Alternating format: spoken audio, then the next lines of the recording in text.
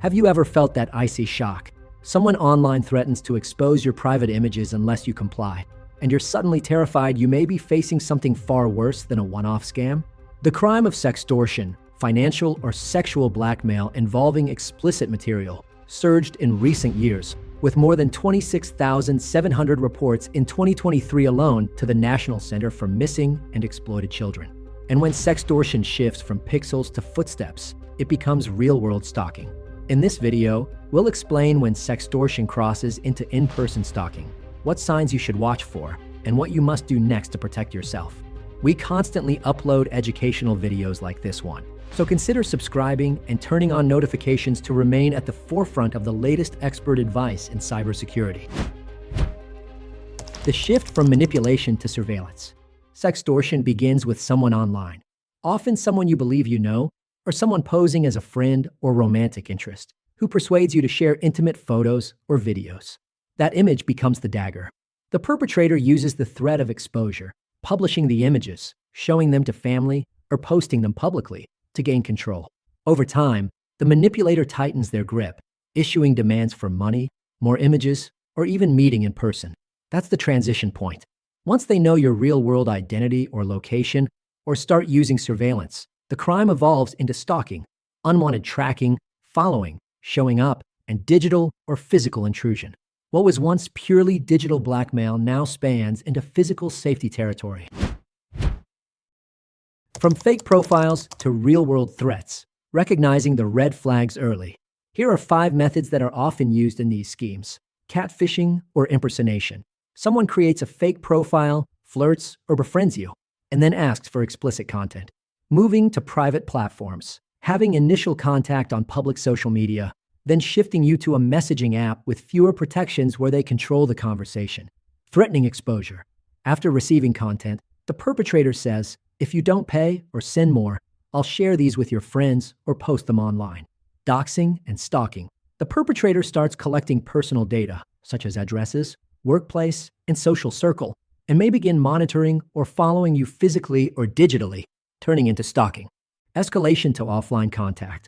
This includes threats or actual visits, leaving packages, sending gifts and unwanted items, or showing up where you live or work, meaning you're no longer just online, but facing physical risk.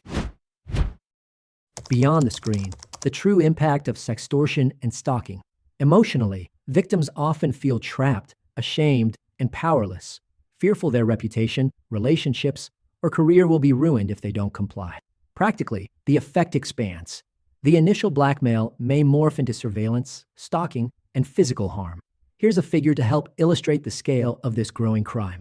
The FBI reported a 20% increase in financially motivated sextortion targeting minors over a 6-month period ending March 2023. Furthermore, Thorn, a nonprofit that fights against child exploitation, found that 37% of sextortion victims also receive threats of stalking or physical violence. The shifts from purely digital coercion to in-person stalking are explicitly recognized. The E-Safety Commissioner explains that cyberstalking is often accompanied by offline stalking, and it can lead to physical danger. The combination of blackmail and stalking multiplies the risk. You're not just a victim of fraud, you're a potential target for real-world violence. Protecting yourself when sextortion escapes the digital realm. You may be feeling overwhelmed, ashamed, and terrified. These emotions are completely natural, but all hope is not lost. Here's your clear step-by-step guide on how to respond.